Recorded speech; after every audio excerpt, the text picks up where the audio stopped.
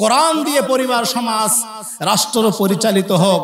4 শ্রেণী পেশার মানুষ এটা কখনোই চায় না। এই 4 শ্রেণী পেশার মানুষ কারা শুনবেন কি আপনারা? শুনবেন, লক্ষ্য করুন মুসলমান।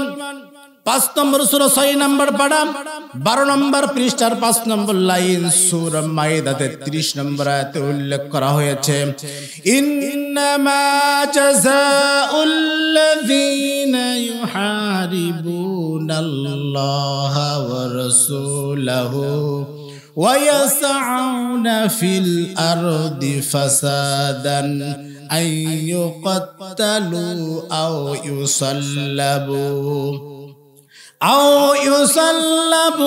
أو تقطع أيديهم وأرجلهم الله أكبر। আল্লাহ রাব্বুল আমিন বলেন, যারা পরিবারের মধ্যে, সমাজের মধ্যে, দেশের মধ্যে ফাসাদ সৃষ্টি করে, দাঙ্গা হাঙ্গামা সৃষ্টি করে, অন্যায় হবে মানুষের উপর, জবরদস্তি করে, মানুষের সম্পদকে আত্মসাৎ করে, এই সমস্ত বাটপারদেরকে, এই সমস্ত সন্ত্রাসদেরকে তাদের ডান হাত এবং বাম পা কেটে দাও, অথবা বাম হাত এবং ডান পা কেটে দাও। বলেন তো বিধানটা কার?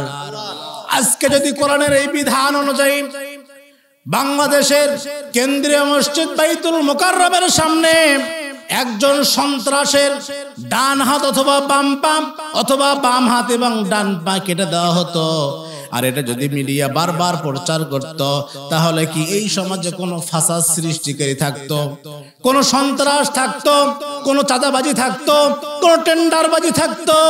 কখনো এই সমস্ত জিনিস করার তারা দুঃসাহস করতো না। এই জন্য কোরআন দিয়ে পরিবার সমাজ রাষ্ট্র পরিচালিত হোক, এটা যারা চায় না তারা কমপক্ষে সন্ত্রাস। কথা বলুন ঠিক কিনা? সম্মানিত বন্ধুগণ, 2 নম্বরে আমাদের সমাজে জেনাকার আছে না নাই? আজকে রাস্তাঘাটে, পথে মাঠে, পেপার পত্রিকায় প্রতিদিন নিউজ থাকে, আজকে অমুক জায়গায় ধর্ষণ হয়েছে, অমুক জায়গায় জেনা ব্যভিচারে মানুষ লিপ্ত হয়েছে, এরকম খবর আছে না নাই? আল্লাহ রাব্বুল আলামিন বলেছেন 24 নম্বর সূরা 18 নম্বর পারা 9 নম্বর পৃষ্ঠার 4 নম্বর লাইন সূরা নূর 2 নম্বর আয়াতে উল্লেখ করা হয়েছে, আয-যানিয়াতু ওয়াজ-যানি ফাজলিদু কুল্লা ওয়াহিদিম মিনহুমা মিআতা জালদাহ। বলেন আল্লাহু আকবার। আল্লাহ রাব্বুল আলামিন বলেছেন, বিবাহিত নারী পুরুষ যদি জিনায় লিপ্ত হয় তাহলে পাথর নিক্ষেপ করে তাদেরকে হত্যা করো, আর যদি অবিবাহিত নারী পুরুষ জিনায় লিপ্ত হয় তাকে 100 করে বেত্রাঘাত করো। বলুন তো বিধানটা কার? আজকে কোরআনের এই বিধান অনুযায়ী যদি একজন জিনাকারের বিচার করা হতো, আর এই দৃশ্য যদি মিডিয়া বারবার প্রচার করত, আমার তো মনে হয় পুরুষ মানুষ দিনে হোক আর রাতে হোক, প্রকাশ্যে হোক আর গোপনে হোক, ধর্ষণ করা তো দূরের কথা, সপ্তদোষ পর্যন্ত বন্ধ হয়ে যেত। এই জন্য কোরআন দিয়ে পরিবার সমাজ রাষ্ট্র পরিচালিত হোক, এটা যারা চায় না তারা কমপক্ষেও জেনাকার। কথা বলুন ঠিক কিনা? 2 নম্বরে যারা 3 নম্বর যারা কোরআন দিয়ে পরিবার সমাজ রাষ্ট্র পরিচালিত হোক এটা যারা চায় না তারা হলো চোর। আমাদের সমাজে আছে না নাই? আছে মানে অসংখ্য চোর বাটপার দিয়ে দেশ ভরপুর হয়ে গিয়েছে। কথা বলুন ঠিক কিনা? সম্মানিত বন্ধুগণ, আল্লাহ সুবহানাহু ওয়া তাআলা বলেছেন 5 নম্বর সূরা 6 নম্বর পারা 13 নম্বর পৃষ্ঠা 2 নম্বর লাইন সূরা মাইদা 30 নং আয়াতে উল্লেখ করা হয়েছে, ওয়াস-সারিকু ওয়াস-সারিকাতু ফাকতুউ আইদিয়াহুমা জাযাআম বিমা কাসাবা নাকালাম মিনাল্লাহ ওয়াল্লাহু আজিজুন হাকীম। আল্লাহ সুবহানাহু ওয়া তাআলা বলেছেন, চোর নারী হোক আর পুরুষ হোক, চুরি করলে তার হাত কেটে দাও। বিধানটা কার? দুঃখজনক হলেও সত্য, শুদ্ধ মুসলমান, আজকে বাংলার জমিনে আলু চোর, বেগুন চোর, পটল চোরের বিচার হয়, কিন্তু যারা কলমের খোসা দিয়ে লক্ষ লক্ষ কোটি টাকা চুরি করে পাচার করিয়ে দেয়, এদের কোনো বিচার হয় না, এদের কোনো বিচার হয় না। কিন্তু আলু চোর, বেগুন চোর, পটল চোরের ঠিকই বিচার হয়। একটা কথা তো আছেই, গরিবের কোনো বিচার নাই, এরা সৎ বিচার পায় না।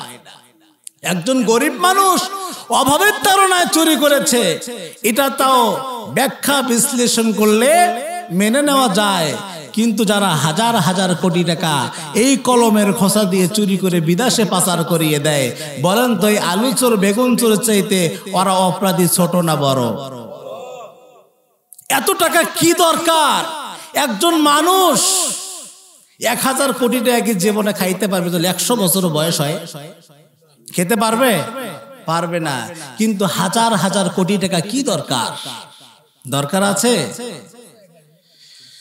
হায় হায়, সম্মানিত বন্ধুগণ, যেই দেশের 10 তলা থেকে ছুঁড়ে ফেলে দেওয়া পচা খাদ্য গরিব মানুষেরা কুত্তার সাথে ডাস্টবিনে ভাগাভাগি করে খায়, যেই দেশের মা বোনেরা ক্ষুধার তাড়নায় 100 টাকা ইজ্জত বিক্রি করে দেয়, যেই দেশের ছোট্ট ছোট্ট মাসুম বাচ্চাগুলি শীতের রাতে একটা কম্বলের জন্য রাস্তায় পড়ে মারা যায়, সেই দেশের আমলা কামলা আর নেতারা কলমের খোসা দিয়ে কোটি কোটি টাকা চুরি করে বিদেশে পাচার করিয়ে দেয়। আজকে সূরা মাইদার 38 নং ধারা অনুযায়ী একজন চোরের যদি হাত কেটে দেওয়া হতো আর এটা যদি মিডিয়া বারবার প্রচার করত, তাহলে আজকে বগুড়া নয় আর ঢাকা নয়, টেকনাফ থেকে তেতুলিয়া, রূপসা থেকে পাথরিয়া, সুন্দরবন থেকে বান্দরবন, এই 56,000 বর্গ মাইলের সোনার বাংলাদেশে কোটি কোটি টাকা চুরি করা তো দূরের কথা, 1টি টাকা চুরি করার কারো দুঃসাহস হতো না, হতো না, হতো না। এই জন্য কোরআন দিয়ে পরিবার, সমাজ, রাষ্ট্র পরিচালিত হোক, এটা যারা চায় না তারা কমপক্ষে চোর। কথা বলুন ঠিক কিনা? 4 নম্বরে কোরআন দিয়ে পরিবার, সমাজ, রাষ্ট্র পরিচালিত হোক, এটা যারা চায় না তারা হলো সুদখোর। আমাদের সমাজে আছে না নাই? আছে, মানে এখানে খোঁজ করলে পাওয়া যেতে পারে, ঠিক কিনা? সুদে আমাদের পরিবার, সমাজ ভরপুর হয়ে গিয়েছে। সুদ খাইতে খাইতে মানুষের কাছে এই সুদ আর পাপই মনে হয় না। কথা বলুন ঠিক কিনা? সম্মানিত বন্ধুগণ, 2 নম্বর সূরা 3 নম্বর পারা 6 নম্বর পৃষ্ঠার 9 নম্বর লাইন সূরা বাকারা 278 থেকে 79 নম্বর আয়াতে উল্লেখ করা হয়েছে, ইয়া আইয়ুহাল্লাযীনা আমানু তাকুল্লাহা ওয়া যারু মা বাকিয়া মিনার রিবা ইন কুনতুম মুমিনিন। আল্লাহ রাব্বুল আলামিন বলেছেন, হে ঈমানদাররা, তোমরা আল্লাহকে ভয় করো, ওয়া যারু মা বাকিয়া মিনার রিবা। এই আজকের আলোচনা শোনার পরে, আজকের এই ওয়াজ শোনার পরে থেকে তোমাদের মধ্যে যে সুদের লেনদেন আছে তোমরা সেগুলো ছেড়ে দাও। ইন কুনতুম মুমিনিন, যদি তোমরা মুমিন হও, যদি তোমরা ঈমানদার হতে চাও, যদি তোমরা মুমিন হতে চাও, আজকের এই আলোচনার পর থেকে আমাদেরকে সুদ ছেড়ে দিতে হবে। বিধানটা কার? সম্মানিত বন্ধুগণ, এই আলোচনা শোনার পরে যারা সুদ ছেড়ে দেবে না তাদের প্রসঙ্গে আল্লাহ সুবহানাহু ওয়া তাআলা বলেছেন, ফাইল্লাম তাফআলু ফাআযানু বিহারবিম মিনাল্লাহি ওয়া রাসূলিহি। ফাইল্লাম তাফআলু ফাআযানু বিহারবিম মিনাল্লাহ। আজকের এই আলোচনা শোনার পরে যারা সুদ ছেড়ে দেবে না, আল্লাহ সুবহানাহু ওয়া তাআলা বলেছেন তারা যেন আল্লাহ এবং রাসূলের সঙ্গে যুদ্ধের জন্য প্রস্তুতি গ্রহণ করে। বলেন নাউজুবিল্লাহ। আল্লাহর সঙ্গে যুদ্ধের ঘোষণা দিয়েছিল ফেরাউন, নমরুদ। কথা বলুন ঠিক কিনা? তাহলে এই আলোচনা শোনার পরে যারা সুদ ছেড়ে দেবে না, ওরা আলাইহি ওয়াসাল্লাম বলেছেন সুদের মধ্যে ৭৪টি পাপ রয়েছে। কয়টি? ৭৪টি পাপ রয়েছে। এই ৭৪ নম্বর পাপটি হলো নিজের আপন মায়ের সঙ্গে জেনায় লিপ্ত হওয়া। বলেন নাউজুবিল্লাহ। কথা কার? বানিয়ে বললাম? কোন গল্প বললাম? অথচ নিজের আপন মায়ের সঙ্গে যদি আমাদের পরিবারে বা সমাজে কোনো ব্যক্তি জেনায় লিপ্ত হয়, আমরা কি তাকে সমাজে রাখবো? বলেন রাখবো? কিন্তু একই পাপ একজন সুদখোর করতেছে, অথচ ওই সুদখোর ব্যক্তি সমাজে সম্মানের সহিত চলাফেরা করছে। কথা বলুন ঠিক কিনা? আজকে যদি কোরআনের সমাজ কায়েম থাকতো, কোরআন দিয়ে পরিবার সমাজ রাষ্ট্র পরিচালিত হতো, তাহলে ওই সুদখোর আর ঘুষখোরকে মানুষ থুতু নিক্ষেপ করে সমাজ থেকে তাড়িয়ে দিত। কথা বলুন ঠিক কিনা? আজকে সুদের মধ্যে সবাই জড়িয়ে পড়েছি বলেই এই অপরাধটাকে আমাদের অপরাধ আর মনে হয় না। আজকে আমাদের সমাজে কিছু আল্লাহওয়ালা সুদখোর আছে, আছে না নাই? আল্লাহওয়ালা সুদখোর কি শুনবেন? হাজী সাহেব মানুষ, সে সুদ খেলে মানুষ খারাপ বলবে, নামাজ কালাম পড়ে। এক এলাকায় একজন বুজুর্গ ব্যক্তি, ওই ব্যক্তি 5 ওয়াক্ত নামাজ জামাতের সহিত আদায় করে, মসজিদে বসে জিকির আজগার করে। ইমাম সাহেব ডাক দিয়ে বলছে, চাচা আপনি তো দেখি 5 ওয়াক্ত নামাজ জামাতের সহিত আদায় করেন, এরপরে সব সময় জিকির আজগার করেন, আসলে আপনার পরিবার চলে কিভাবে? তখন ওই চাচা ডাক দিয়ে বলছে যে হুজুর, পরিবার চলে কি করে? আমার জমা জমি সব বিক্রি করে আমি আমার স্ত্রীর নামে অ্যাকাউন্টে রেখে দিয়েছি, প্রতি মাসে ওখান থেকে কিছু প্রফিট হয়, আর সেই টাকা দিয়ে আমি খরচপাতি করে খাই। এখন ইমাম সাহেব ডাক দিয়ে বলছে, চাচা এটা তো সুদ। কয় বাবা সেটা আমি জানি, তারপরেও খান? উনি বলছে তারপরেও খাই মানে টাকা তো আমার নামে না, টাকা আমার স্ত্রীর নামে রেখে দিয়েছি। কথা বুঝতে পেরেছেন? উনি টাকাটা স্ত্রীর নামে রেখে দিয়েছে, দায় ভার ওনার না, উনি তো বাজার করে আর খায়। আছে না নাই? এমনও কিছু লোক সমাজে আছে, নামাজ কালাম ঠিকই পড়ে, যদি তার কাছে টাকা ধার চাইতে যান, বলে বাবা আমার কাছে কোনো টাকা পয়সা নাই। এরপরে যদি বলেন যে হুজুর চাচা কিছু দিবনি, ধরে দিবনি, কয় বাবা আমার কাছে তো নাই, দেখি তোমার চাচির কাছে কিছু থাকলেও থাকতে পারে। আছে না নাই? এটা হচ্ছে আল্লাহওয়ালা সুদখোর। এটা আল্লাহওয়ালা নয়, এটা হলো টাটকা শয়তানের দোসর। কথা বলুন ঠিক কিনা? সম্মানিত উপস্থিতি, কোরআনের এই হক কথাগুলো তাদের কাছে লাগছে তেমন, চরিত্র যার যেমন, চরিত্র যাদের কালো, কোরআনের এই হক কথাগুলো লাগবে না তাদের ভালো। কথা বলুন ঠিক কিনা? সম্মানিত বন্ধুগণ, আপনার শরীরে যদি অ্যালার্জি থাকে তাহলে বেগুন খাইলে চুলকাবে, আর যদি অ্যালার্জি না থাকে তাহলে বেগুনের গুদাম ঘরে 24 ঘন্টা শুয়ে থাকলেও কোনো সমস্যা নাই। বেগুন খাইলে যাদের গা চুলকায়, তাদের বাংলাদেশের বেগুন কেন ভারতের বেগুন খাইলেও চুলকানি আছে না নাই?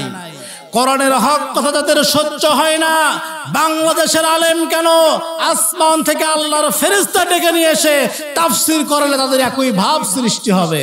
কথা বলুন ঠিক কিনা? আজকে আমাদের সমাজে কিছু চুলকানিওয়ালা মুসলমান আছে না নাই?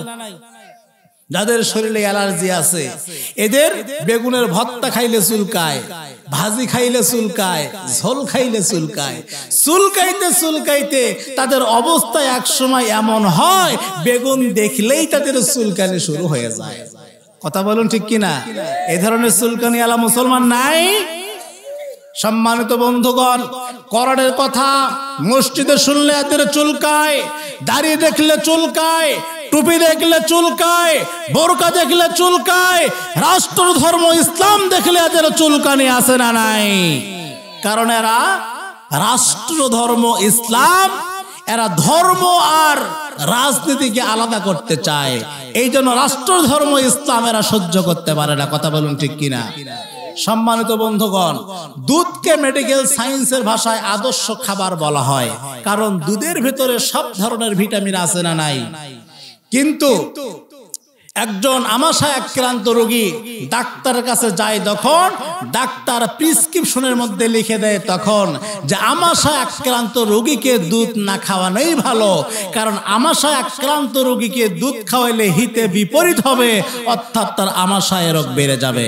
তাহলে একজন আমাশায় আক্রান্ত রোগী যেমন দুধের ভিটামিন সহ্য করতে পারে না, ও মুসলমান আল্লাহর কসম করে বলছি, আমাদের পরিবারের, সমাজে, রাষ্ট্রে এক ধরনের লিবাসধারী মুনাফিক রয়েছে, এরা কোরআনের হক কথাগুলো সহ্য করতে পারে না। কথা বলুন ঠিক কিনা? এদের সিরাত আর সুরতে মুসলমান, কিন্তু কোরআনের হক কথা বললে এদের গায়ে জ্বালা পড়া আছে না নাই? এদের প্রসঙ্গে আল্লাহ সুবহানাহু ওয়া তাআলা কি বলেছেন? মুসলমান 4 নম্বর সূরা 5 নম্বর পারা 7 নম্বর পৃষ্ঠার 1 নম্বর লাইন, সূরা নিসা 61 নম্বর আয়াতে উল্লেখ করা হয়েছে, وَإِذَا قِيلَ لَهُمْ تَعَالَوْا إِلَى مَا أَنزَلَ اللَّهُ وَإِلَى الرَّسُولِ رَأَيْتَ الْمُنَافِقِينَ يَصُدُّونَ عَنكَ صُدُودًا। আল্লাহ রাব্বুল আলামিন বলেন, হে রাসূল, কোরআনের হক কথাগুলো মানুষের মাঝে উপস্থাপন করবেন যখন এক শ্রেণীর মুসলমান চিন্তা করবে, তখন আল্লাহ আমাদেরকে যেইভাবে চাকরি করতে বলেছে আমরা তো সেইভাবে চাকরি করি না, কারণ আমরা অফিসে গিয়ে ক্ষমতার জোরে কলমের খোসা দিয়ে লক্ষ লক্ষ কোটি কোটি টাকা চুরি করে ঘুষ খাই, আছে না নাই? আল্লাহ আমাদেরকে যেভাবে ব্যবসা করতে বলেছে আমরা তো সেইভাবে ব্যবসা করি না, কারণ ব্যবসা করতে গিয়ে ওজনে কম দেই, খাদ্যে ভেজাল দেই, মিথ্যা কথা মানুষকে বলে ঠকাই, আছে না নাই? আল্লাহ আমাদেরকে যেভাবে রাজনীতি করতে বলেছে আমরা সেইভাবে রাজনীতি করি না, কারণ আমরা রাজনীতির নামে প্যাট নীতিও আছে না নাই? কোরআনের সঙ্গেই হবে যখন তাদের চরিত্র মেলে না, তখন তারা চিন্তা করে এই কোরআন শুনে আমাদের কোনো লাভ হবে না। আল্লাহ সুবহানাহু ওয়া তাআলা বলেছেন, রাআইতাল মুনাফিকিনা ইয়াসুদ্দুনা আনকা সুদুদা। হে রাসূল, এই সমস্ত মানুষগুলো কোরআনের মাহফিলে আসলে হবে কি? এদের ঈমানের মধ্যে ভেজাল আছে, এরা হলো টাটকা মুনাফিক। এরকম মুনাফিক তো আমাদের সমাজে নাই, আছে? এখানে খোঁজ করলেও পাওয়া যেতে পারে। সম্মানিত বন্ধুগণ, আমরা অধিকাংশ মানুষ মনে করি যে টুপিটা মাথায় দিলেই মনে হয় ইমানদার হওয়া যায়, দাড়ি রাখলে মনে হয় ইমানদার হওয়া যায়, মাঝে মধ্যে পাঞ্জাবি গায়ে দিলে ইমানদার হওয়া যায়, মাঝে মধ্যে একটু নামাজ কালাম পড়লেই মনে হয় ইমানদার হওয়া যায়। এমন চিন্তা আমাদের মাথায় আসে না নাই? আসলে আমরা জানি না ঈমান কি, ঈমান কাহাকে বলে, কোন কাজটি করলে ঈমানদার হওয়া যায় আর কোন কাজ করলে ঈমান ছুটে যায়, এটা আমরা অনেকেই জানিও না, বুঝিও না। কথা বলুন ঠিক কিনা? সম্মানিত বন্ধুগণ, আল্লাহ সুবহানাহু ওয়া তাআলা এদের প্রসঙ্গে বলেছেন 2 নম্বর সূরা 1 নম্বর পারা 3 নম্বর পৃষ্ঠার 4 নম্বর লাইন, সূরা বাকারা 8 নম্বর আয়াতে উল্লেখ করা হয়েছে, ওয়া মিনান নাসি মান ইয়াকুলু আমান্না বিল্লাহি ওয়া বিল ইয়াউমিল আখিরি ওয়া মা হুম বিমুমিনিন। আর আসতে বলেন আল্লাহু আকবার। আমরা যখন ফুটবল খেলা দেখি অথবা ক্রিকেট খেলা দেখি, এই ফুটবল খেলা দেখতে গিয়ে যাদের পক্ষ থেকে গোল হয় আমরা অনেক আনন্দ সহ বলি গোল, মনে হয় একটা কবুল হজরের সওয়াব পাওয়া যায়। কোন সওয়াব আছে কি? কিন্তু যে ব্যক্তি কোরআনুল কারীম শোনার পরে আনন্দ চিত্তে খুশি হয়ে একবার আল্লাহু আকবার বলবে, আল্লাহ সুবহানাহু ওয়া তাআলা তার জীবনের সমস্ত সগীরা গুনাহগুলো মাফ করিয়ে দিবে। তাহলে আমরা যতবার কোরআনুল কারীম তেলাওয়াত শুনবো ততবার আল্লাহু আকবার বলতে রাজি আছি তো? বলেন আল্লাহু আকবার। সম্মানিত বন্ধুগণ, আল্লাহ সুবহানাহু ওয়া তাআলা বলেছেন, ওয়া মিনান নাস, হে রাসূল, সমাজে এমন এক শ্রেণীর মানুষ রয়েছে, মাইয়াকুলু, তারা বলে, আমান্না বিল্লাহ, আমরা আল্লাহর প্রতি ঈমান এনেছি, আমরা রাসূলের প্রতি ঈমান এনেছি, ওয়া বিল ইয়াউমিল আখির, আখিরাতের প্রতি ঈমান এনেছি। এরা ঈমানওয়ালা ব্যক্তিদের মতো মাথায় টুপি পরে, মুখে দাড়ি রাখে, গায়ে পাঞ্জাবি পরে, মাঝে মধ্যে নামাজও পড়ে, ওয়ামা হুম বিমুমিনিন, এরা কিন্তু মুমিন নয়, এরা হলো ভণ্ড প্রতারক। এরা নিজেদেরকে ইমানদার পরিচয় দিয়ে এরা ইসলামের বিরুদ্ধে ষড়যন্ত্র করে, কোরআনের বিরুদ্ধে ষড়যন্ত্র করে, এরা হলো টাটকা মুনাফিক। এরকম মুনাফিক আমাদের দেশে আছে না নাই? আমি অনেক সময় আমাদের দেশে লক্ষ্য করে দেখেছি, যারা চুরি করে, ডাকাতি করে, ছিনতাই করে, জিনা ব্যভিচারে লিপ্ত হয়ে, ঘুষ খেয়ে, সুদ খেয়ে মানুষের উপর জুলুম নির্যাতন করে, মাঝে মধ্যে সাদা টুপি, সাদা পাঞ্জাবি পরে নিজেকে ইমানদার মুসলমান হিসেবে জাহির করার চেষ্টা করেছে। কথা বলুন ঠিক কিনা? এরকম দৃশ্য মনে হয় আপনারা দেখেন নাই।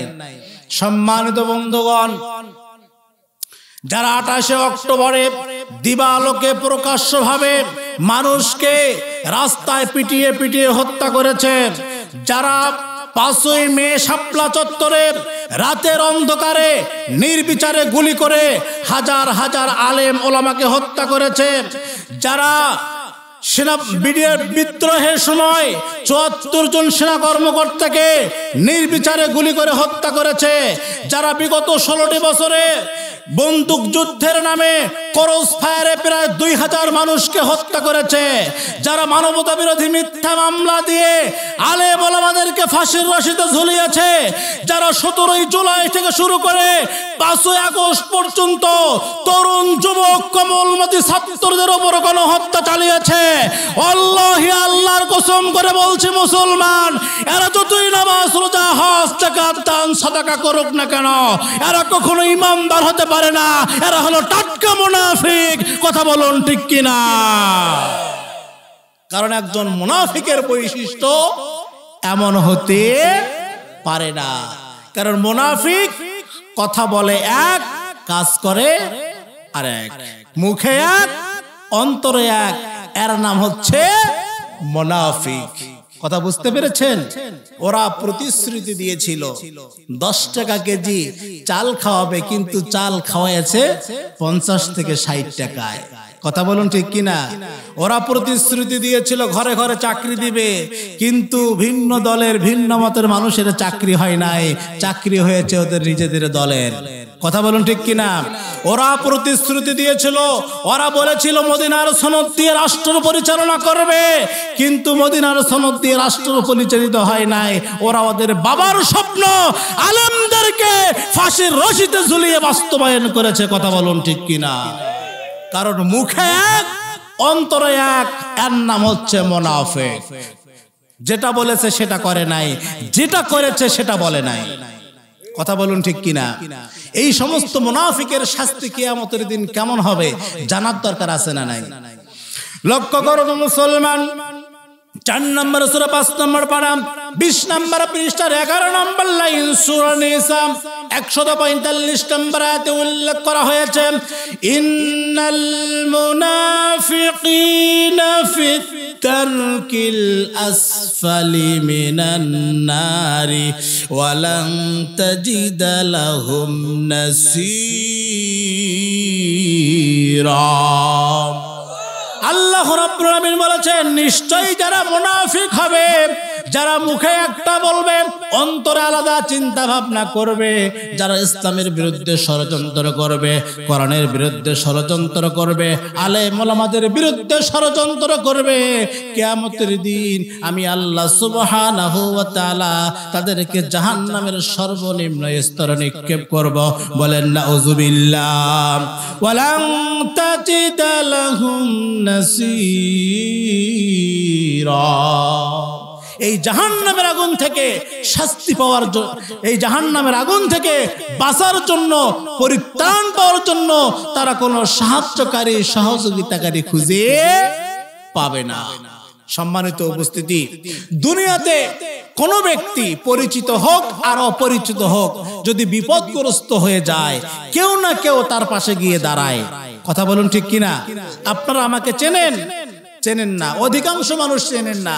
কিন্তু আল্লাহ না করুক আমি যদি এখানে বিপদগ্রস্ত হই, আপনারা আমাকে সাহায্য করবেন না? করবেন কিনা? অবশ্যই করবেন। কিন্তু কিয়ামতের দিন এত ভয়াবহ অবস্থা, এমন ভয়াবহ পরিস্থিতি যে কিয়ামতের দিন যে ব্যক্তি বিপদগ্রস্ত হবে, ওই বিপদকারীর কাছে কেউ যাবে না, তার দিকে তাকাবে না। সাহায্য করা তো অনেক দূরের কথা। কথা বলুন ঠিক কিনা?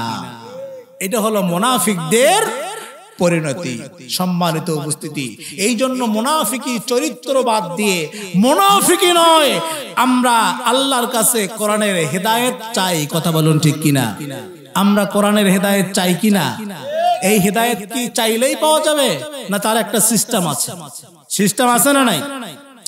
লক্ষ্য করুন মুসলমান, 5 নম্বর সূরা 6 নম্বর পারা, 9 নম্বর পৃষ্ঠার 8 নম্বর লাইন, সূরা মাইদা 16 নম্বর আয়াতে উল্লেখ করা হয়েছে, ইয়াহদি বিহিল্লাহু মান ইত্তাবা'a রিদওয়ানাহু সুবুলাস সালামি ওয়া ইখরিজুহুম মিনাজ যুলুমাতি ইলান নূরি বিইযনিহি ওয়া ইয়াহদিহিম ইলা সিরাতিম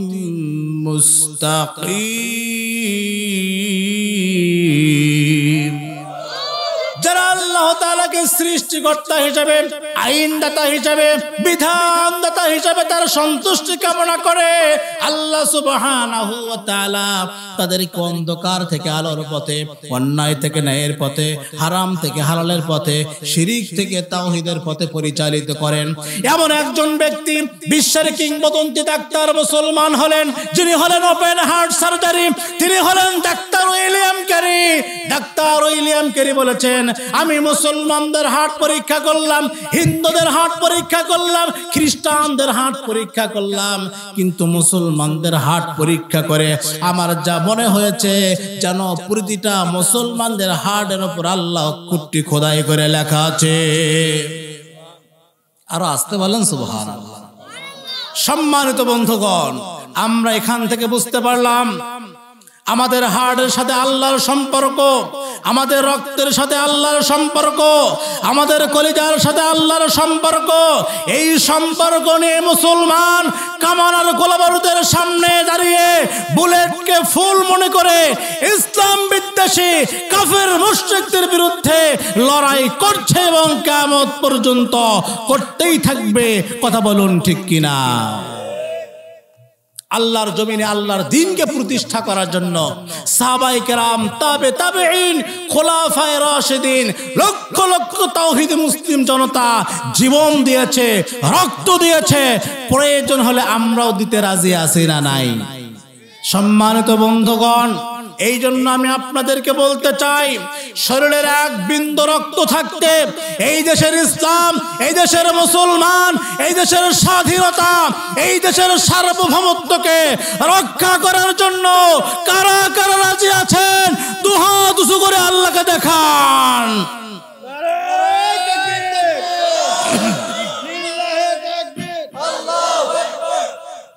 আল কোরআনের আলো, আল কোরআনের আলো, সংসদে জালো, নারে তাকবীর, বিশেষ অতিথির আগমন, শুভেচ্ছার স্বাগত। সম্মানিত বন্ধুগণ, সম্মানিত তাওহীদি মুসলিম জনতা, আজকে বর্তমান বিশ্বে প্রতিটি মুসলিম দেশে ইসলামের আগুন দাউ দাউ করে জ্বলছে। কথা বলুন ঠিক কিনা? কারণ এই মুসলমান আজকে কোরআনের আদর্শ ভুলে গিয়েছে, ইসলামের আদর্শ ভুলে গিয়েছে, যার কারণে ইসলাম বিদ্বেষী কাফের মুশরিকরা মুসলমানদের মাথার উপরে বিড়ালের মতো খেলা করছে। কথা বলুন ঠিক কিনা? যেই মুসলমান এক কাতারে দাঁড়িয়ে নামাজ আদায় করে, পবিত্র রমজান মাসে ইফতার করে, সেই মুসলমান আজকে রাস্তায় এক মুসলমান আর এক মুসলমানের কলিজার ভিতরে গুলি ঢোকাচ্ছে।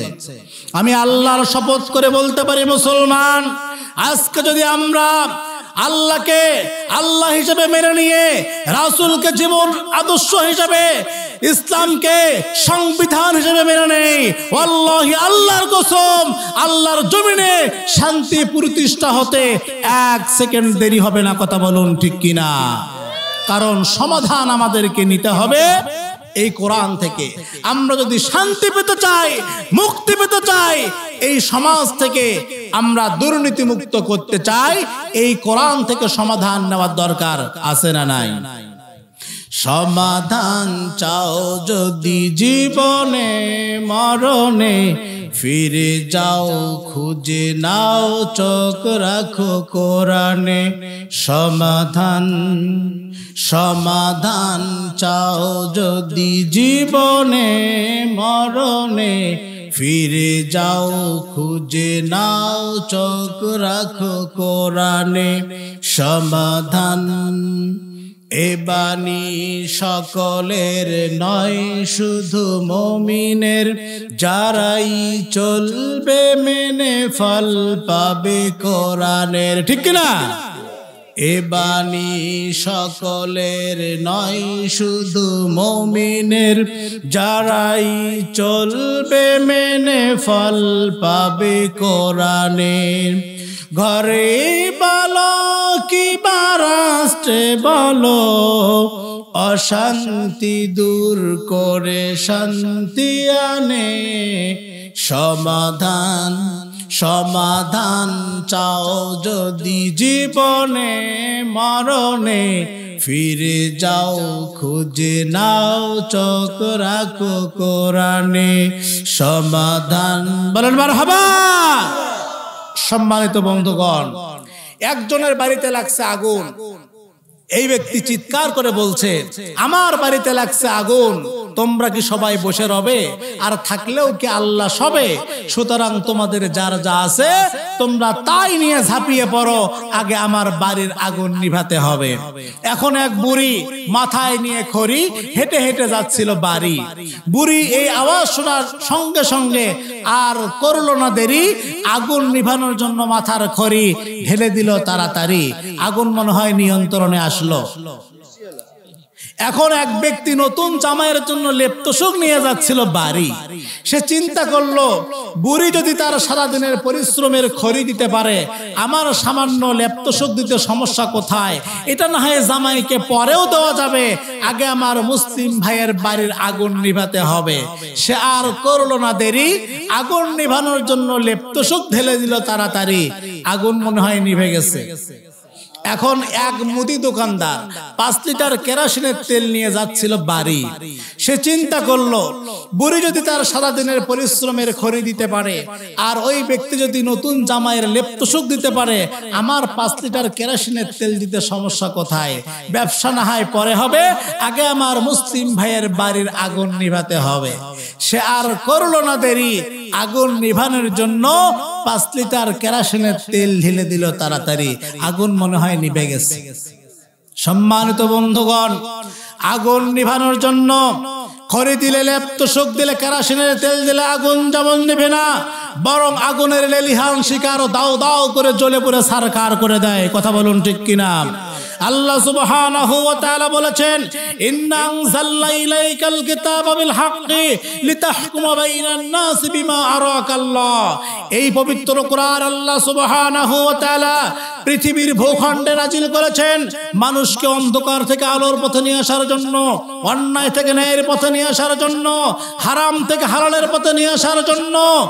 এই আগুনের ভেতর যেমন খড়ি দিলে, লেপ্তসুখ দিলে, কেরোসিনের তেল দিলে আগুন নিভানো যায় না, ঠিক তেমনি ভাবে এই পৃথিবীর সমাজে, রাষ্ট্রে যত রকম অশান্তি রয়েছে, এই অশান্তি থেকে মুক্তির জন্য Karl Marx, Lenin, Abraham Lincoln আর ব্রিটিশদের সংবিধান দিয়ে এই সমস্যার সমাধান করা যায় না। কথা বলুন ঠিক কিনা? সম্মানিত বন্ধুগণ, এখন এই ব্যক্তি এক বৃদ্ধ চাচাকে গিয়ে বলছে, চাচা আমাদের বুদ্ধি কাঁচা, আপন প্রাণ বাঁচা। আগুন নেভানোর জন্য খড়ি দিলাম, লেপ্তসুখ দিলাম, কেরোসিনের তেল দিলাম, আগুন তো নিভলো না। চাচা ডাক দিয়ে বলছে, পানি আর বালি মাটি বাদ দিয়ে আগুন নিভাতে চায় যারা, ডিজিটাল বোকা তারা। কি টাল? আরো জোরে, জোর হলো না, ডিজিটাল মোকাদ্দারা। সুতরাং আগুন যদি নিভাইতে চাও তাহলে পানি আর বালি মাটি ঢেলে দাও। সম্মানিত বন্ধুগণ, আগুন নিভানোর জন্য যেমন পানি আর বালি মাটি যথেষ্ট, ঠিক তেমনি ভাবে এই পৃথিবীর সমাজে রাষ্ট্রে যে অশান্তির আগুন দাউ দাউ করে জ্বলছে, এই আগুন নিভানোর জন্য আল্লাহর কোরআন নামক পানি এবং রাসূলের হাদিস নামক বালি মাটি ছাড়া কোনো বিকল্প নাই। কথা বলুন ঠিক কিনা? সম্মানিত তাওহীদি মুসলিম জনতা, বর্তমান বিশ্বে প্রতিটা মুসলিম দেশে আজকে অশান্তির আগুন দাউ দাউ করে জ্বলছে। একটু লক্ষ্য করলে বুঝতে পারবেন, বর্তমান পৃথিবীতে কোনো হিন্দুদের সঙ্গে বৌদ্ধদের যুদ্ধ হচ্ছে না, কোন বৌদ্ধদের সঙ্গে ইহুদিদের যুদ্ধ হচ্ছে না, কোন ইহুদিদের সঙ্গে খ্রিস্টানদের যুদ্ধ হচ্ছে না। তাই ধর্ম বর্ণ নির্বিশেষে হিন্দু বৌদ্ধ খ্রিস্টান সব সন্ত্রাসীদের দল এক হয়ে ছলে বলে কৌশলে এই পৃথিবীর জমিন থেকে ইসলাম আর মুসলমানকে নিশ্চিহ্ন করার জন্য তারা হাজারো ষড়যন্ত্রে লিপ্ত হয়েছে। কথা বলুন ঠিক কিনা? বিশেষ করে গোটা পৃথিবীতে আজকে আলেম ওলামাদের উপর জুলুম নির্যাতন আছে না নাই? এই নির্যাতন হওয়ার পিছনে কারণ কি সেটা কি বলবো? সম্মানিত বন্ধুগণ, আপনারা বিরক্ত হচ্ছেন? এই ফোনটা যতই দামি হোক না, এই ফোনের মধ্যে ব্যাটারিতে চার্জ না থাকে তাহলে এই ফোনের কোনো মূল্য আছে? সম্মানিত উপস্থিতি, আপনি মুসলিম পরিবারে জন্মগ্রহণ করে আপনার পাঞ্জাবিটা যতই সুন্দর হোক, দাড়িটা যতই লম্বা হোক, টুপিটা যতই সুন্দর হোক, যদি ঈমান নামক ব্যাটারি না থাকে এই লিবাসের কোনো মূল্য আছে? বলুন আছে? সম্মানিত উপস্থিতি, আমরা জানি মোবাইলে চার্জ দেওয়ার জন্য কারেন্টের প্রয়োজন হয়। এখন আপনার কাছে কারেন্ট আছে, মোবাইলও আছে, কিন্তু চার্জার নাই, আপনি কি চার্জ দিতে পারবেন? বলেন পারবেন? এই উদাহরণটি দেওয়ার পিছনে কারণ হচ্ছে কোরআন এবং হাদিস হলো কারেন্ট, আলেম ওলামা হলো চার্জার, আর ব্যাটারি হচ্ছে আপনার ঈমান। বর্তমান পৃথিবীতে ইসলাম বিদ্বেষী কাফের মুশরিকরা বুঝতে পেরেছে মুসলমানদের উপর জুলুম নির্যাতন করে মুসলমানকে দুনিয়া থেকে নিশ্চিহ্ন করা যাবে না। সুতরাং মাঝখান থেকে আলেম নামক চার্জারকে গ্রেফতার করে জুলুম আর নির্যাতনের নিশ্চিহ্ন চালিয়ে যদি আলেমদের কণ্ঠকে স্তব্ধ করা যায় তাহলে জাতির উপরে প্রভুত্ব কায়েম করা সহজ হবে। কথা বলুন ঠিক কিনা? কারণ এই চার্জার হচ্ছে আলেম ওলামা। আলেম ওলামার মাধ্যমে, আলেম ওলামাদের কথা শুনে, আলেম ওলামাদের মুখ থেকে কোরআনের নিঃসৃত বাণী শুনে আমরা আমাদের ঈমানকে চার্জ দেই। কি দেই? চার্জ দেই। সম্মানিত উপস্থিতি, আমরা বিগত সময়ে খুব ভালোভাবেই স্পষ্টভাবে লক্ষ্য করে বুঝতে পেরেছি যে শিক্ষা ব্যবস্থা থেকে ইসলামকে নির্মূল করে কিভাবে মানুষকে পথভ্রষ্ট করা যায় তার হাজারো ষড়যন্ত্র বিগত সরকার করেছিল। কথা বলুন ঠিক কিনা? এগুলো আমরা বুঝেছি, কারণ আমাদের মধ্যে যদি ঈমান নামক ব্যাটারিটা না থাকে, ওই কানাকে হাইকোর্ট দেখাইলে যেমন সমস্যা নাই, আমরা হালাল এবং হারাম যদি ঈমান নামক ব্যাটারি না থাকে, এই কোরআনের জ্ঞান না থাকে, তাহলে আমাদেরকে পথভ্রষ্ট করতেও ওই জালিম সরকারের বিন্দু মাত্র সমস্যা হবে না। কথা বলুন ঠিক কিনা? কিন্তু দুঃখজনক হলেও সত্য, মুসলমান যুগে যুগে যারা এই কোরআনুল কারীম নিয়ে গবেষণা করেছে, কোরআনের কথা মানুষের সামনে পৌঁছিয়ে দিয়েছে, তাদেরকে ইসলাম বিদ্বেষী কাফের মুশরিকরা জুলুম আর নির্যাতনের স্টিমুলার চালিয়ে কাউকে আয়না ঘরে ঢুকিয়ে হত্যা করা হয়েছে, কাউকে ফাঁসি রশিতে ঝুলিয়ে হত্যা করা হয়েছে, কাউকে কারাগারে বন্দী করে জীবনটা ধ্বংস করে দেওয়া হয়েছে। কথা বলুন ঠিক কিনা? আমি স্পষ্ট ভাষায় ওই সমস্ত জালিমদের লক্ষ্য করে বলতে চাই, এই বাংলার জমিনে যত আলেম ওলামা রয়েছে বিশ্বের কোন দেশে এত আলেম ওলামা নেই। বাংলার জমিনে যত হাফেজে কোরআন রয়েছে বিশ্বের কোন দেশে এত হাফেজে কোরআন নেই। বাংলার জমিনে যত মসজিদ মাদ্রাসা রয়েছে বিশ্বের কোন দেশে এত মসজিদ মাদ্রাসা নেই। এই বাংলার জমিনে সূর্য উদিত হয় নারায়ে তাকবীর আল্লাহু আকবার স্লোগানে, যেই বাংলার জমিনে সূর্য অস্ত যায় নারায়ে তাকবীর আল্লাহু আকবার স্লোগানে, সেই বাংলার জমিনে এখন যারা আলেম ওলামা আর পীর মাশায়েখদের উপর জুলুম নির্যাতন করবে, শরীরের এক বিন্দু রক্ত থাকতে তাদেরকে আর ছেড়ে দেওয়া হবে না, হবে না, হবে না। সম্মানিত বন্ধুগণ, যারা আলেম বিদ্বেষী, ইসলাম বিদ্বেষী, এদের সঙ্গে আমাদের কোনো সম্পর্ক নাই। ওরা কিভাবে বাংলাদেশের উপমহাদেশের একজন শ্রেষ্ঠ মুফাসসির, কিংবদন্তি আলেম, তরুণ যুবক বৃদ্ধ সকলের আইডল, বাংলাদেশের অহংকার আল্লামা শহীদ দেলোয়ার হোসেন সাইদি রহমতুল্লাহ আলাইকে তারা ফাঁসি রশিতে ঝুলিয়েছে। কথা বলুন ঠিক কিনা? দল মত নির্বিশেষে সকলেই তার জন্য চোখের পানি ফেলেছে। যেই দিন আল্লামা দেলোয়ার হোসেন সাইদি রহমতুল্লাহ আলাইকে মানবতা বিরোধী মিথ্যা মামলা দিয়ে ফাঁসির রায় দেওয়া হয়েছিল, সেই দিন এই বাংলাদেশের প্রায় ৩০০ এর অধিক তাওহীদি মুসলিম জনতা রাজপথে জীবন উৎসর্গ করেছিলেন। বলেন আল্লাহু আকবার। তিনি এমন একজন তাফসীর কারক, এমন একজন মুফাসসির, যার তাফসীর শুনে বেনামাজি নামাজ ধরেছে, সুদখোর সুদ ছেড়ে দিয়েছে, ঘুষখোর ঘুষ ছেড়ে দিয়েছে, বেপর্দা নারী পর্দানিশীন হয়েছে, অবাধ্য সন্তান বাধ্য হয়েছে।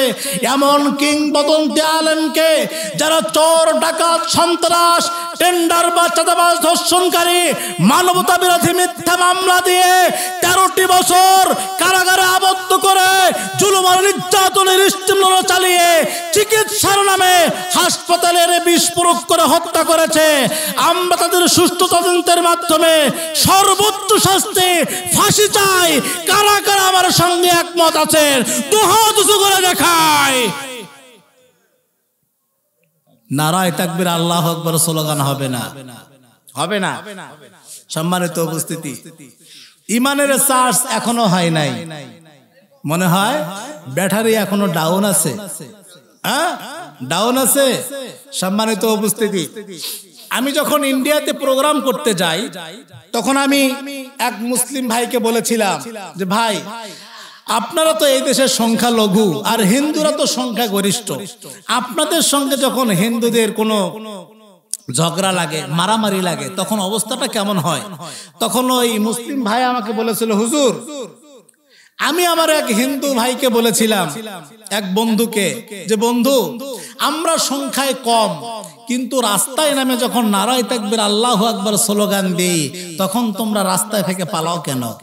তখন ওই হিন্দু বলছে যে দোস্ত, সে কথা আর বলো না, তোমরা যখন রাস্তায় নেমে নারায়ে তাকবীর আল্লাহু আকবার স্লোগান দাও তখন যেন আমাদের কলিজার মধ্যে কম্পন সৃষ্টি হয়। সম্মানিত বন্ধুগণ, এই জন্য নারায়ে তাকবীর আল্লাহু আকবার স্লোগান দিবেন বাংলাদেশে, এখানকার আওয়াজ যাবে কাশ্মীরে, সেখান থেকে ফিলিস্তিন, সেখান থেকে চাস্তিয়া, সেখান থেকে বস্তিয়া, সেখান থেকে ইরাক, সেখান থেকে গোটা পৃথিবী যখন নারায়ে তাকবীর আল্লাহু আকবার স্লোগানে প্রকম্পিত হবে তখন ইসলাম বিদ্বেষী কাফের মুশরিকদের কলিজা সংকীর্ণ হবে আর মুসলমানদের ঈমান বৃদ্ধি পাবে। কথা বলুন ঠিক কিনা? নারায়ে তাকবীর। আল কোরআনের আলো সংসদে জালো, কোরআন হাদিস যেখানে, আলেম ওলামা যেখানে, কাউয়া কাদের যেখানে, নারায়ে তাকবীর। সম্মানিত বন্ধুগণ, খারাপ লাগছে? আলোচনা শেষ করে দেই। সম্মানিত উপস্থিতি, যুগে যুগে আলেমরা, যুগে যুগে জালেমরা আলেমদের ওপর যে জুলুম আর নির্যাতনের স্টিমরোল চালিয়েছে, এটা আলেমদের জন্য একটা ইমানি পরীক্ষা। কি পরীক্ষা? ইমানি পরীক্ষা। কারণ যেই জিনিসের পরীক্ষা নেই সেই জিনিসের সফলতা নেই। আজকে আমরা মনে করি যে পরীক্ষা না দিয়েই আমরা একজন ভালো ইমানদার হয়ে জান্নাতে যাব। আসলে জান্নাত এত সহজ নয়। লক্ষ্য করুন মুসলমান, 29 নম্বর সূরা 20 নম্বর পারা 15 নম্বর পৃষ্ঠা 11 নম্বর লাইন সূরা আনকাবুত 2 থেকে 3 নম্বর আয়াতে উল্লেখ করা হয়েছে, আহাসিবান নাসু আইয়ুতরাকু আইয়াকুলু আমান্না ওয়া হুম লা ইফতানুন।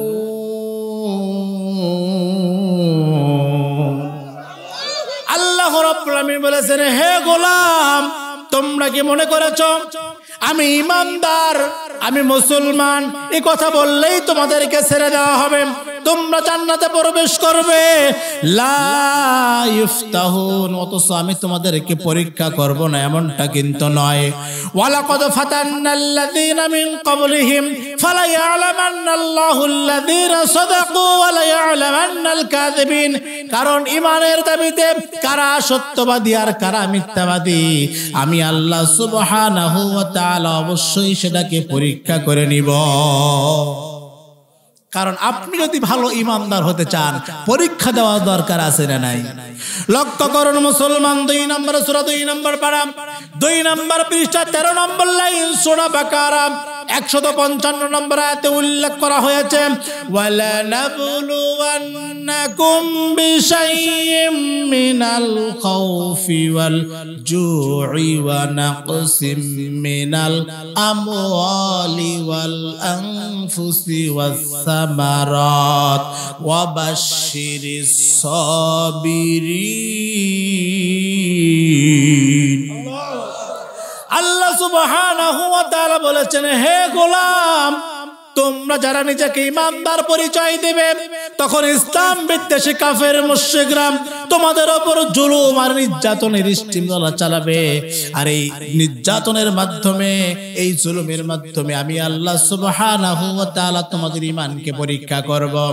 ওয়ালা নাবলুওয়ান্নাকুম, অবশ্যই আমি তোমাদের ঈমানকে পরীক্ষা করব, ভয় দ্বারা, ক্ষুধা দ্বারা, ফল ফসলের ক্ষতি দ্বারা, জানমালের ক্ষতি দ্বারা। আর এমন তো অবস্থায় যদি তোমরা আমার উপর ভরসা রেখে, আমার উপর বিশ্বাস রেখে অবিচল থাকতে পারো, অবাশশিরিস সাবিরিন, হে রাসূল, আপনি এই সমস্ত সবরকারী ধৈর্যশীলদের ব্যক্তিদের জন্য আমার নিয়ামত ভরা অনন্তকালের জন্য জান্নাতের সুসংবাদ জানিয়ে দিন। কার কথা? আল্লাহর কথা। আপনি যদি নিজেকে ঈমানদার বলে পরিচয় দেন, নিজেকে ঈমানদার হিসেবে নিজেকে স্বীকৃতি দেন, তাহলে অবশ্যই এই জুলুম নির্যাতন আপনার উপরে আসবেই। এটা কার কথা? আল্লাহর কথা। সম্মানিত উপস্থিতি, ঈমানের পরীক্ষা দিতে গেলে অবশ্যই পারিবারিকভাবে, সামাজিকভাবে, রাষ্ট্রীয়ভাবে বিভিন্ন বাধা বিপত্তির সম্মুখীন হওয়া লাগতে পারে। আর এই বাধাকে উপেক্ষা করে যারা আল্লাহর উপর ভরসা করে ঈমানের উপর অবিচল থাকবে, তারাই হবে ঈমানের দাবিতে খাঁটি মুসলমান। কথা বলুন ঠিক কিনা? আর যুগে যুগে যখন এই মুসলমান ঈমানের পরীক্ষা দিয়েছিল, তখন ওই আকাশের বাতাস এবং সাগরে বসবাসরত মাছ পর্যন্ত তাদেরকে সাহায্য করেছিল। বলুন সুবহানাল্লাহ। লক্ষ্য করুন মুসলমান, বিশ্বনবীর সাহাবী হযরত সাদ বিন আবি ওয়াক্কাস রাদিয়াল্লাহু তাআলা আনহু ৬০,০০০ সৈন্য নিয়ে আফ্রিকার জমিনে কালেমার পতাকা উড্ডয়ন করার জন্য যখন রওনা শুরু করে দিলেন, পথিমধ্যে পড়ে গেল বিশাল নদী। হযরত সাদ রাদিয়াল্লাহু তাআলা আনহু ডাক দিয়ে বললেন, ও আমার সঙ্গী সাথী, এখানেই নাকি নিভে যাবে ইসলামের বাতি? সাথীরা ডাক দিয়ে বলে, সেনাপতি,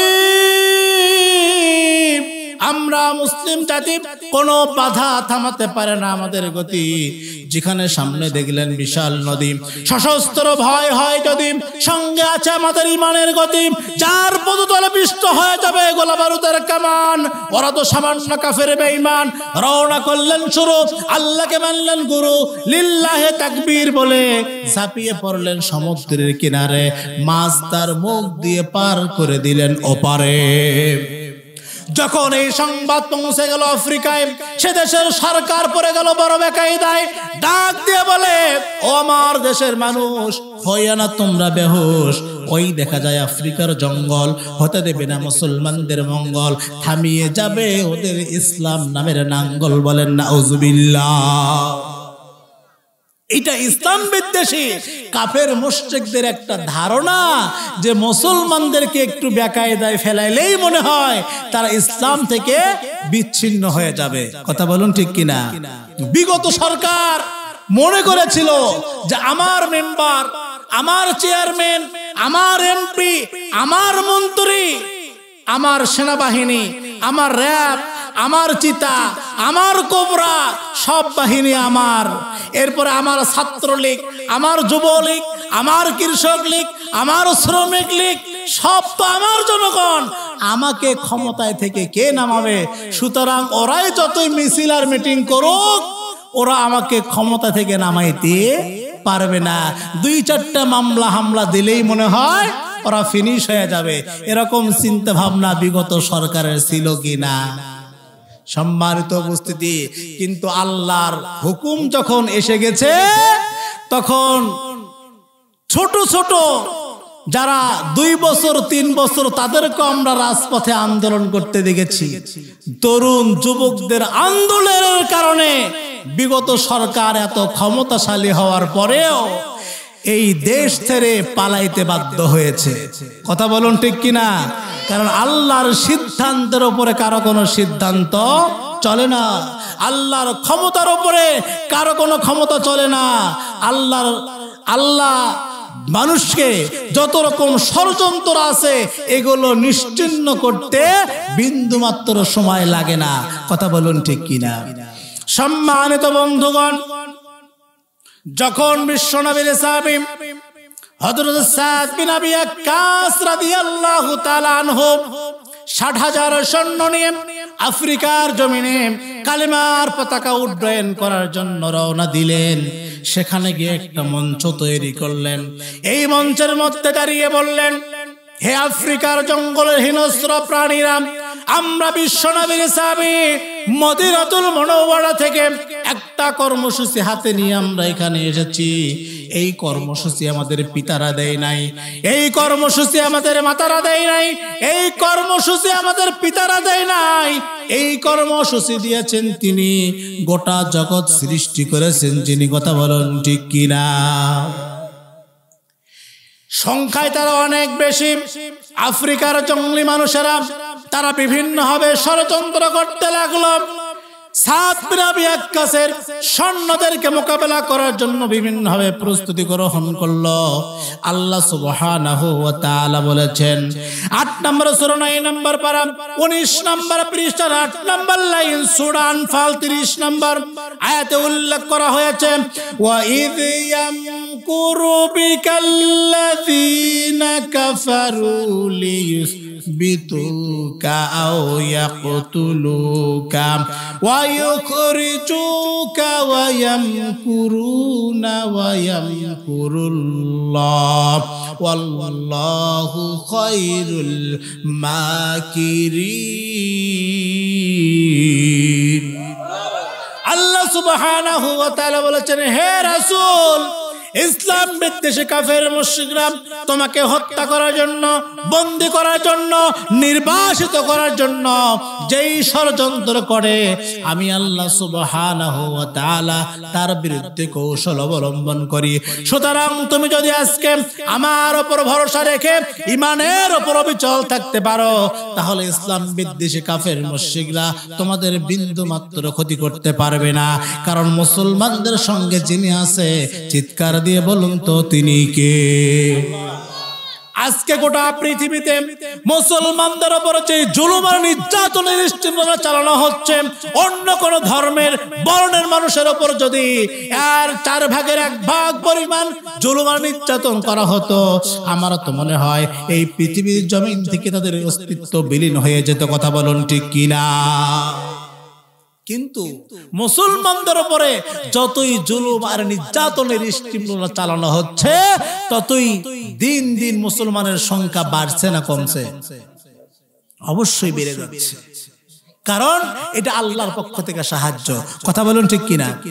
সম্মানিত বন্ধুগণ, বলতেছিলাম বিশ্বনবীর সাহাবী হযরত সাদ বিন আবি ওয়াক্কাস রাদিয়াল্লাহু তাআলা আনহু আফ্রিকার জমিনে পৌঁছে একটা মঞ্চ তৈরি করে সেখানে দাঁড়িয়ে ঘোষণা করলেন, হে আফ্রিকার জঙ্গলের হিংস্র প্রাণীরা, আমরা মদিনাতুল মুনাওয়ারা থেকে এখানে আল্লাহর জমিনে আল্লাহর দ্বীনকে প্রতিষ্ঠা করার জন্য এসেছি, কালেমার পতাকা প্রতিষ্ঠিত করার জন্য এসেছি।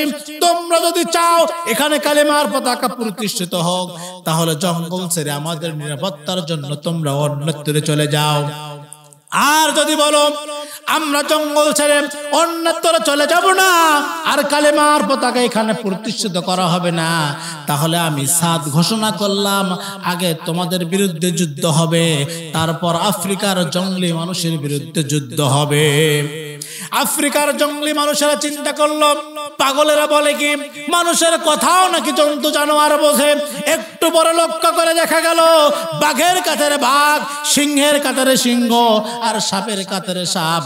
যার যার বাচ্চার আন্ডাকে মুখে নিয়ে মুসলমানদের নিরাপত্তার জন্য তারা জঙ্গল ছেড়ে অন্যত্র চলে গেল।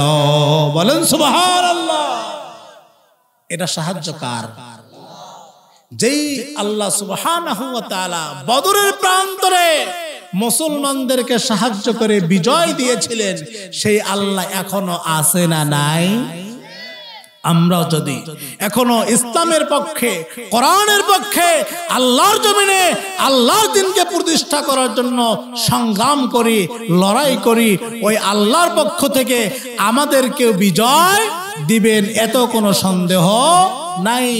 সুতরাং জালেমদের 2-4টা মামলা হামলাকে নীরব নিস্তব্ধ হলে চলবে না। এটা হচ্ছে মুসলমানদের জন্য পরীক্ষা। কথা বলুন ঠিক কিনা? সম্মানিত বন্ধুগণ, আল্লাহ সুবহানাহু ওয়া তাআলা আমাদের সকলকেই যেন ঈমানের উপর, ইসলামের উপর, কোরআনের উপর অবিচল থাকার তৌফিক দেন। বলেন আমিন।